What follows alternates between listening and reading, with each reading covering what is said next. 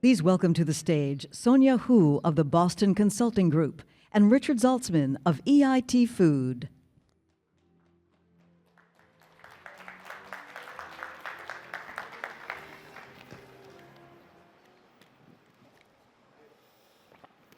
Thank you, everybody. Hi, everybody. My name is Sonya Hoo. I'm a managing director and partner with the Boston Consulting Group. BCG works with companies, philanthropy, and governments globally on the transition to sustainable food systems. And relevantly for this conversation, we co-lead with the COP28 presidency and WBCSD the Action Agenda on Regenerative Landscapes, a high-level initiative to foster transparency and collaboration to scale up regenerative agriculture transition ahead of COP30. Today, I'd like to introduce Richard Zaltzman, the CEO of EIT Food, Europe's largest food innovation community, focused on sustainable food systems transformation at the intersection of climate and health. It was created in 2016 and has worked with over 200 partners to support over 500 startups and scale-ups in the space. Richard, thank you for being here today. Thank you very much, Sonya. So I just want to set up our conversation. We know that agriculture and our food systems as a whole are one of the biggest contributors to climate change, accounting for about a quarter of greenhouse gas emissions. At the same time, agricultural production and our food systems are also one of the sectors most impacted by climate change, with the IPCC estimating that yields will decline by 10 to 25% by 2050, on top of the declines that we've already seen due to rising temperatures, weather events, and other impacts of climate change. We know that regenerative agricultural practices, such as no or low till, cover cropping, crop rotations, and livestock grazing, have the ability and the potential to help mitigate many of these effects, and also, very importantly, build resiliency for farmers and for food production. At the same time, what we see globally is that adoption of these practices is quite low and uneven. So Richard, I turn to you. To get us started, could you tell us a little bit more about the challenges that you see in the transition to more sustainable food production, and why that transition is so challenged and adoption is so low, despite what we often see as the long-term benefits? Yeah, look, I think who benefits and who's got to take the risk is out of balance at the moment. So when we look at this regenerative transition, or have we got any farmers in the room? Any farmers? A couple of farmers. Thank you for your bravery, but it's farmers ultimately that have got to make the change on the ground and put their livelihoods on the line for this. And the risk at the moment is held very much behind the farm gate. So until we learn to transition that risk and spread it out down the food value chain, all the way to you and I when we pick a product off the shelf or get some groceries in the market, this is very, very difficult. As we look ahead, I think also the companies involved have probably been asking the wrong question. So when we started this journey on regenerative, I was being asked by big global food companies, can we get a regenerative carrot or equivalent, substitute your food ingredient here? Can I have a regenerative pint of milk? And the answer is actually no. You cannot have a regenerative carrot, but we can create regenerative landscapes from which you can source produce regenerative landscapes that do not degrade year on year because you're taking out more than you put in. I think some of the factors that we see as enhancing this transition or enabling it are, number one, building a pre-competitive space where the organizations involved in the landscape can come together and work together. And that can be really difficult with antitrust regulation at the corporate level. But it's absolutely critical because, again, that landscape, no one company owns the landscape. The farmers own and steward the land. And each company that buys a crop from that landscape benefits from it. So number one, pre-competitive space. Two, collaboration across the value chain. So getting the whole value chain to actually work together is difficult, but absolutely critical. And the third is put the farmer right at the center of this. If the farmers are not involved every step of the way, it's very difficult to succeed. And there's a real lack of farmer voice in these discussions at the moment. Great. Thank you so much, Richard. So you used the word landscapes a few times. Could you share a little bit more by what you mean by a landscape? I assume it's not a landscape painting. No. What does that mean, and can you give us some examples of work that EIT Food has been doing in that space?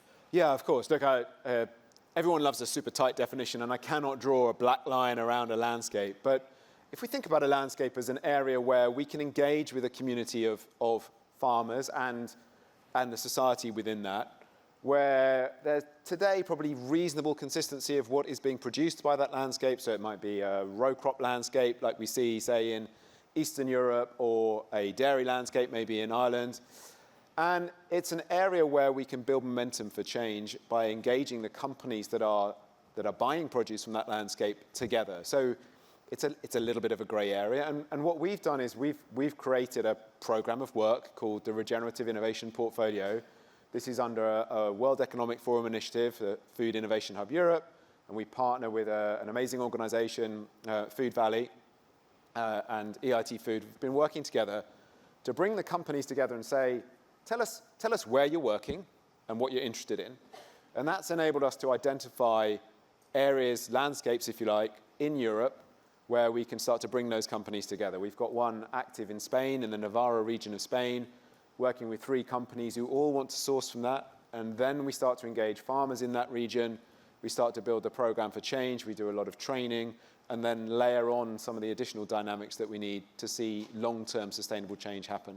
So we're building up this network of landscapes. Poland has got a really strong potential.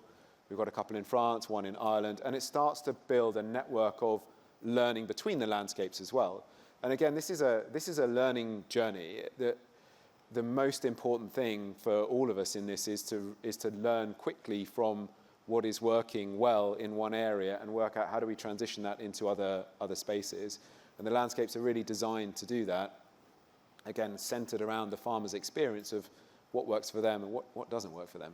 That's great. So I'm hearing a landscape is an area, but potentially multiple crops, multiple types of farmers, multiple companies operating in that. Exactly. It's an ecosystem. So it is the crops, it's the farmers, it's the banks and the insurers, it's the equipment manufacturers, it's the people who sell the seed, and it's the local communities with whom those farmers are often very much at the heart, especially in rural communities. Great. Thank you. So Richard, you had talked about the farmer voice, and I think that is a voice that is often missing from these conversations. And one risk that we see in many regenerative agriculture efforts is that farmers are not involved in the design, or their voices aren't reflected. What learnings do you have from that, and how do you ensure that farmers' voices are integrated? Yeah, I mean, it is very difficult to get a comprehensive voice of farmers because there's no one farmer archetype. You know, it's a very, very local thing. Every farm is different. Every field is different. When you get to walk around a farm and you have the privilege to go over someone's land, they know that land really intimately. And so when we talk about the farmer voice at every level, from the micro to the macro, it's not one thing.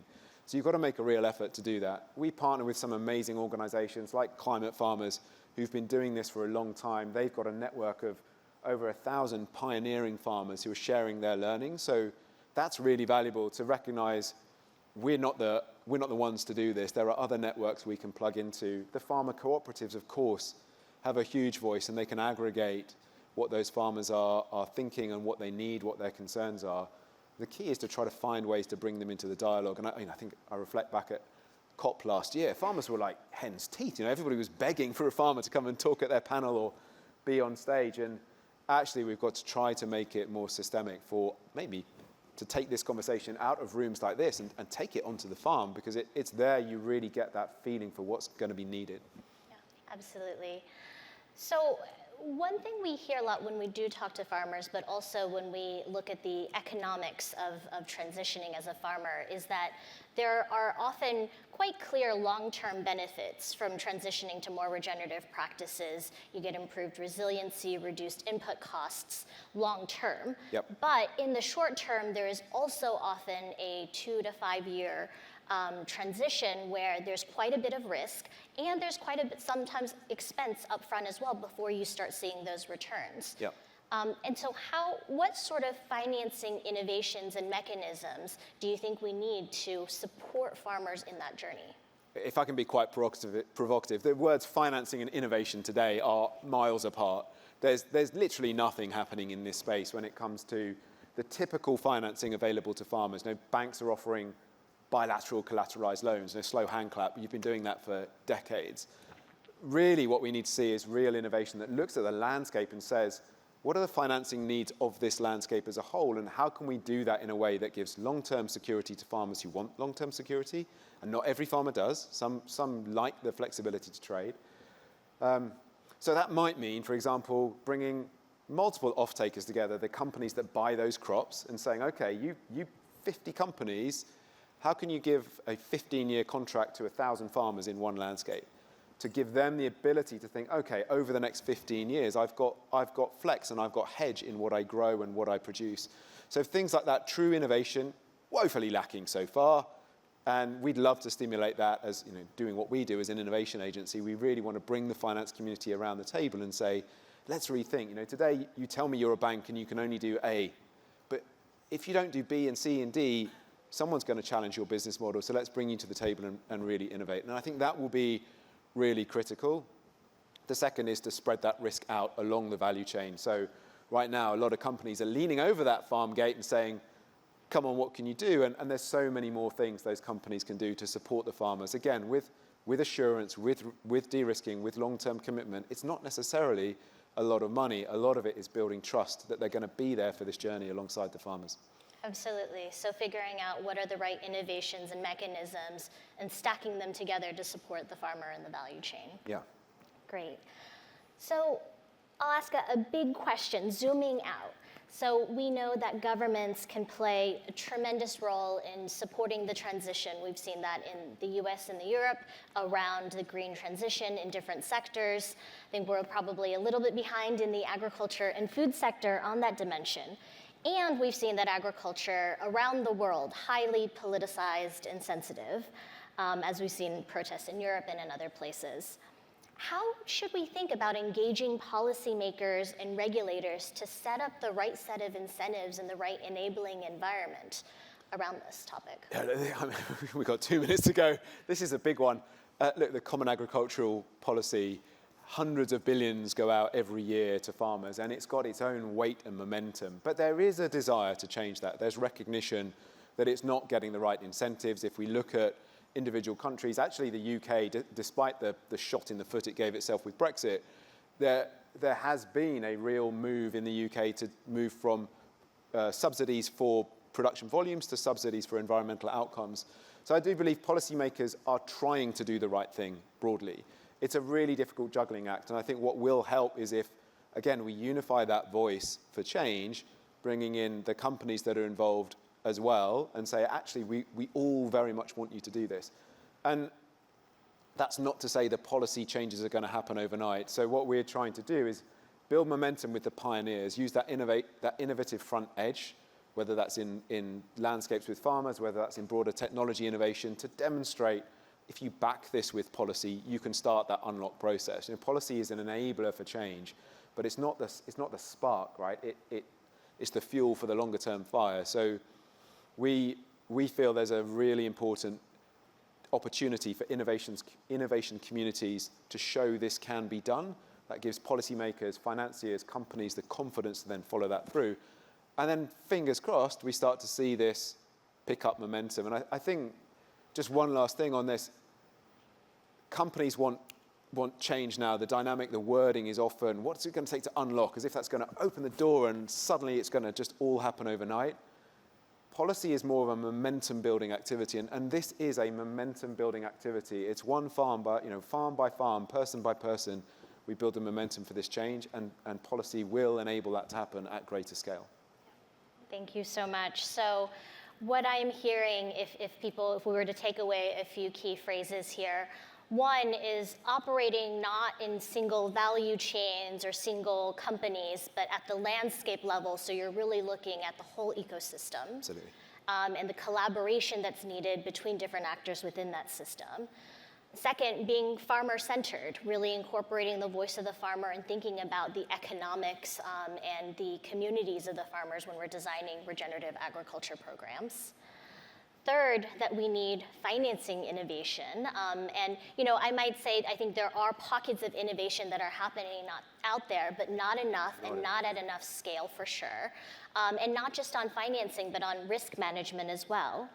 And then finally, the idea of, this is a flywheel, right? This isn't going to change overnight.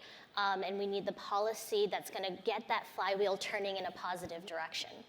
Richard, thank you so much for the conversation. And I invite everybody here to come and talk to us about the regenerative agriculture transition. Thanks, Sonya. Thank you all.